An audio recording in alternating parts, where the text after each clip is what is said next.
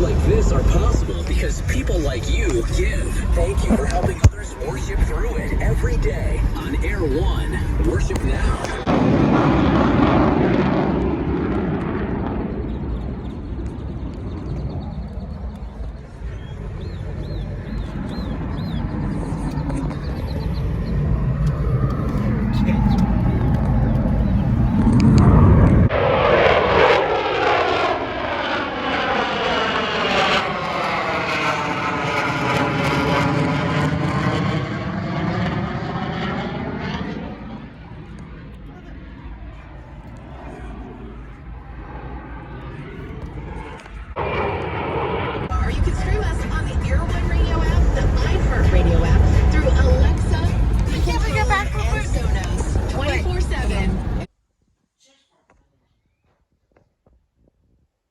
It's pretty good Coen brother film. The only thing is it's a little slow.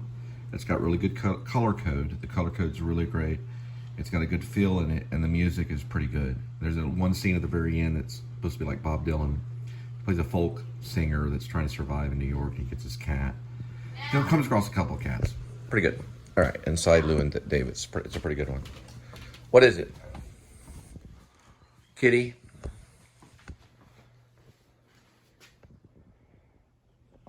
Get some better lighting. There we go. Yeah, he likes that bed. Hey, baby. Getting some medicine.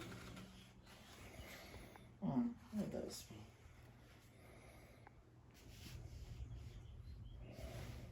What am I? He is a cute one. All right, this guy bought a $16 million house, and he's also going to fight Mike Tyson in Arlington, Texas, this July. And I don't know how far or close we'll get to it, but Tyson's either going to cut him here, or maybe up here, really bad. So we're going to look at stitches, probably all in here, and then there's probably going to be some scarring, probably here or here, and he is going to get knocked out. Okay, so this. Glad for your home, $16 million home. You're going to sleep near Tyson in the ring because Tyson's going to kill this guy. Watch out, dude. Watch out. But I like the home. It's nice. All right, let's go look at Kitty. I wouldn't fight Tyson if they paid me. All right. What's going on with Kitty? He has his arms underneath like a duck. Oh, yeah, I didn't notice that. That's cute. Let me turn the light on. Oh, yeah. Yeah, they do that to kind of stretch their paws. That's called the bread roll, I think. Bread roll. That's pretty cool. I love you. All right. Everybody down, okay. All right, so to Jake, Paul, and everybody else that attends, and I used to play the Nintendo Mike Tyson, but this is kind of like a little example of watching what a person goes through when they fight a monster like Tyson. Look at the punching power. This is not like normal punching power. There's a white dude back in the day. He was called the Body Snatcher. He was on HBO and he fought, and he had a little bit of power like this. But he doesn't just go for the face. He goes for the ribs and the body.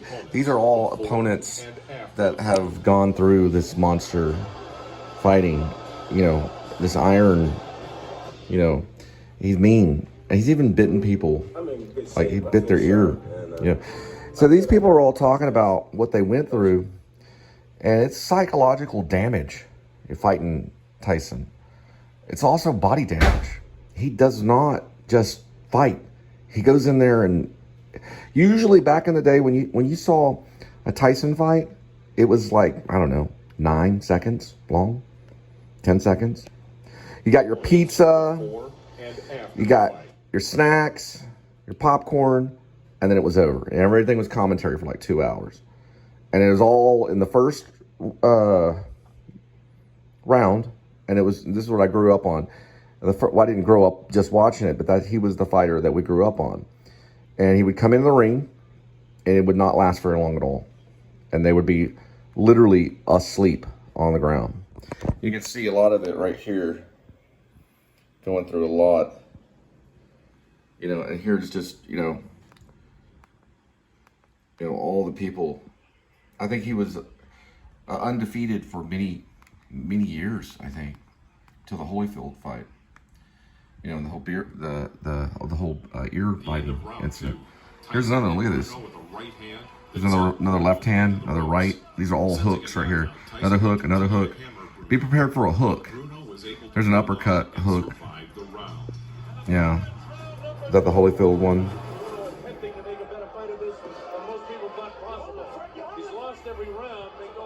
Tyson dominated the fight into round 5. Until round 5. In the round, he would continuously attack Bruno with powerful combinations. This is someone else. I thought it was Holyfield. Somebody else is fighting. But yeah, these are usually they don't go that long. Let's look at this one right here. See what we're dealing with right here. That's at the Trump Plaza. Or, well, it used to be the Trump Plaza. Now it's owned by the American government. What's this right here? Legitimate heavyweight champion. At the time, Tyson. So what happens when you try to run for president and you're a trillionaire? They'll just take everything you got because this country's cheap. Yeah, that's some mean. See, that guy.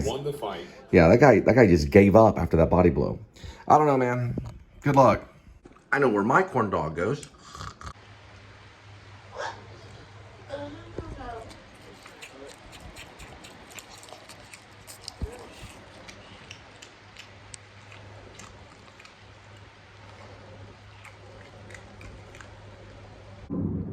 Corn dog kitty. Corn dog kitty.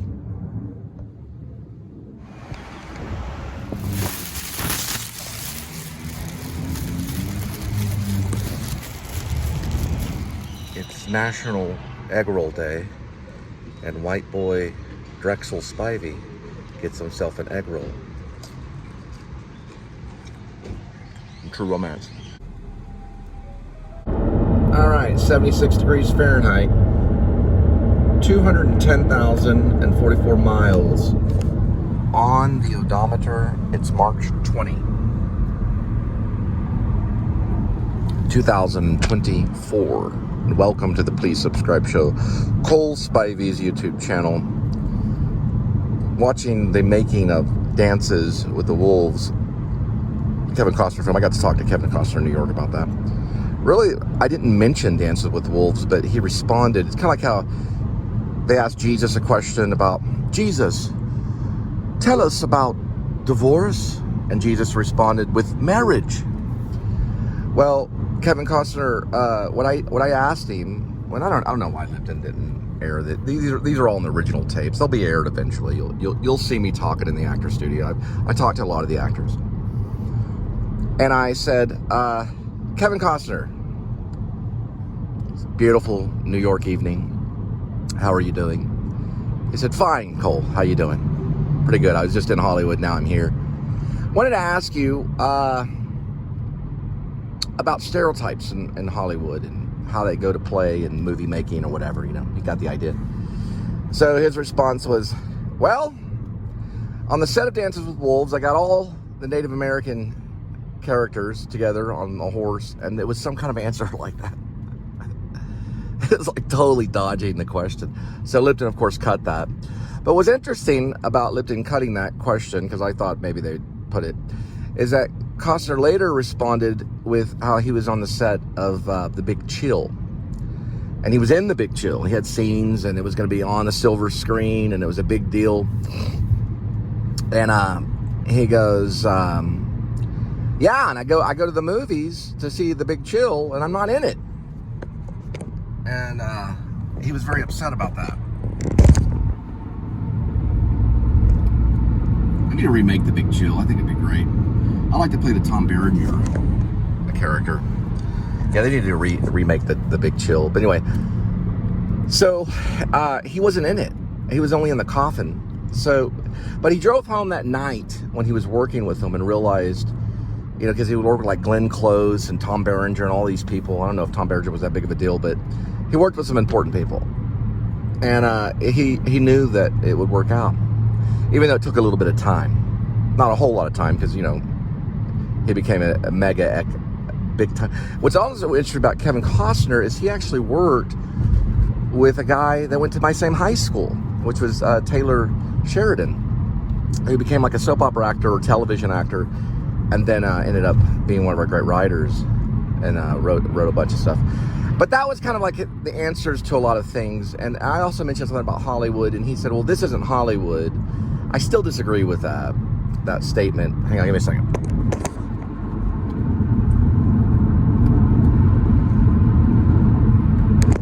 Okay, let me try to fix my glasses. I disagree with that statement. I think it is Hollywood. For one thing, James Lipton had a Bravo show, a show on Bravo. And that's, you know, it's it doesn't matter. You know, it's like they're so territorial.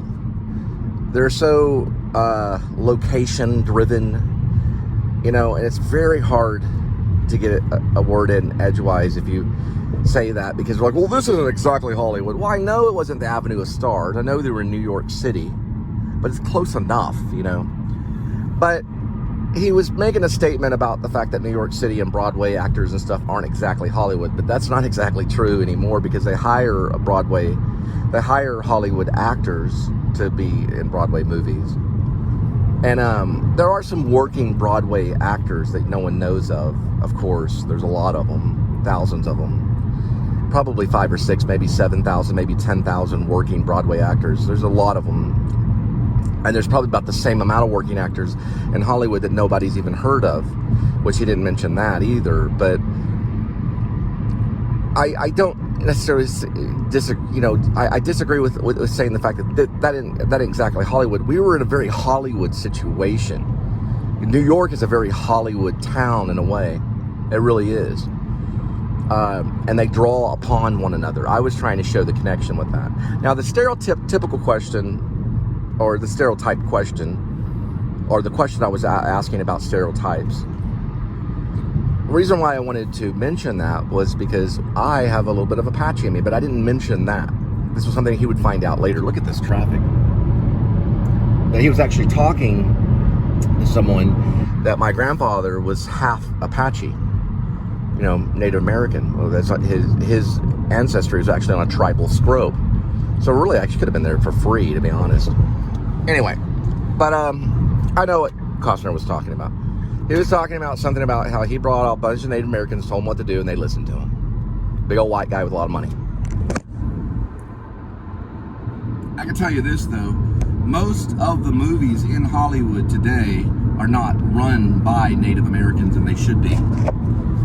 You know, most all Hollywood studios and movies should all be run by Native Americans people, because this is all our land. You're looking at our land. You're renting on our land. You should be paying us dues. We should be paying you dues. You should be listening to us. We should be telling you where to stand. You know, that's what I was saying, and I think he had a hint on that.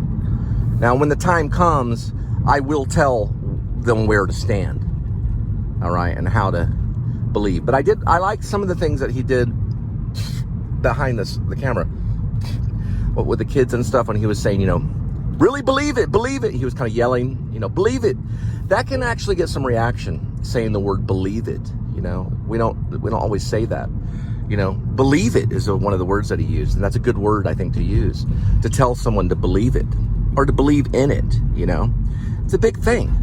If you don't believe in it, then why would you wouldn't even be there. But the kids, they have to be reminded, so they're not sitting there picking their nose and just acting nonchalantly. He had them on edge, and it was a very old school style. Now, they can do that because there's no real need for a camera mic. There's no camera microphone that they really have to depend on. So really everything he's saying is going to be dubbed over with room sound, or what they call environmental sound, you know, and then they mic the actors so they can say whatever they want while it's going on. And they've done that from the beginning. They film movies like that from the beginning. You see that a lot. Lynch does it. I've seen Lynch do it behind the scene. It's very strange to look at. It's like, oh, no, come on, lift up the energy, come on, you know, all that kind of stuff. That goes on from the director. They're like a coach, you know, like when you're on, when you're in basketball, or you're football, and you have the football coach yelling, you know, you get over there. They do the same thing. They're the same type of coach. They're like an acting coach right there. I kind of like that a little bit. I was like, hey, that's something I'm always real quiet. They say Clint Eastwood is very quiet. He just turns it on and goes with it. There's different styles, but if you're using a camera mic, you got to shut up. You know what I mean? First one, 5, 3, 6, 10, 3.8. Right, so these are possible strategies that are going on right now, I think, with Tyson and Jake Paul. Paul's obviously 30. We don't know the level of shape that he's in. I saw an interview with him today, or self-vlog, because he's also a YouTuber. You just can't really tell. He does take it very serious on the media side, so he's got his own media room. He's got some people helping him edit, I can tell. But I think he's an American boxer, so I have no idea who he is.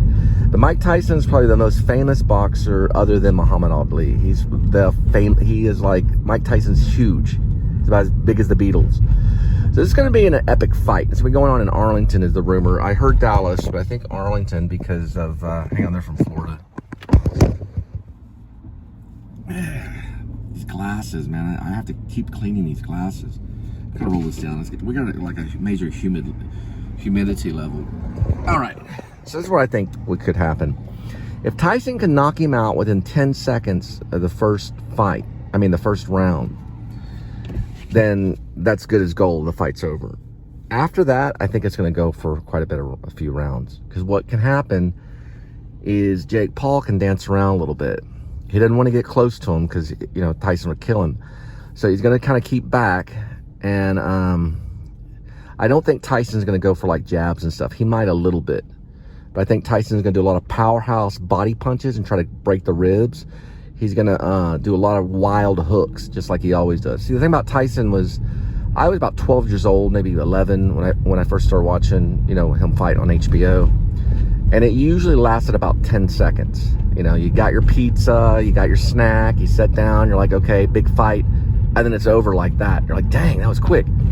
That's how he was. He'd walk up to the opponent, no holds barred. None of those fights were rigged. And he just kill them, you know, knock them right out. They'd go right to sleep. It was really quick. You could barely see it. They had to put everything in slow-mo. He was very fast and he was very strong. Probably one of their strongest fighters. Now, the thing about Tyson is he goes for the knockout. And he's very emotional about it. So he goes in there for the kill. He's probably going to have to level off a little bit because he's reaching about 57 years old. It's probably like grandfather stage, okay? So endurance and stuff is probably something he's really going to have to step up, because Jake Paul's got 30 years lighter on him. Got some go-karts going on right here. There's a couple serious go-karts. They're pulling them over.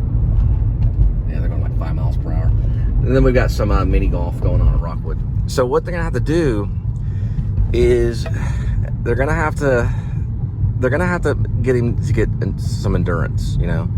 So he's going to have to get on the bike, start sweating. He's going to have to really get out there and focus on endurance. He's already got the strength. I've already seen some of the crazy, bestial, wild Instagram videos of him, like, you know, tearing. They're all the way from Florida right there.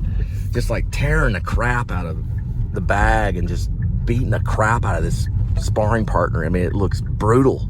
And then these guys are wearing pads and stuff. It looks like the guy's like breaking ribs through the pads and stuff. Just really crazy. Now, I haven't even seen Jake Paul fight. I have no idea. The only fighter I'd ever watched was Tyson. So I'm kind of biased because I did watch a lot of the fights. Will I try to be there? Okay, good question. Man, I don't know. It could step up some of the subscribers because I get a lot of Tyson fans. It would be exciting. It would be expensive.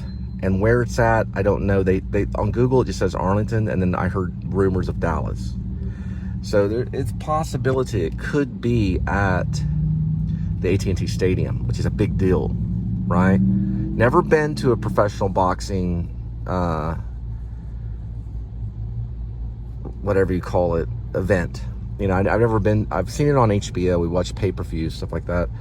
Mostly just Tyson fights, you know.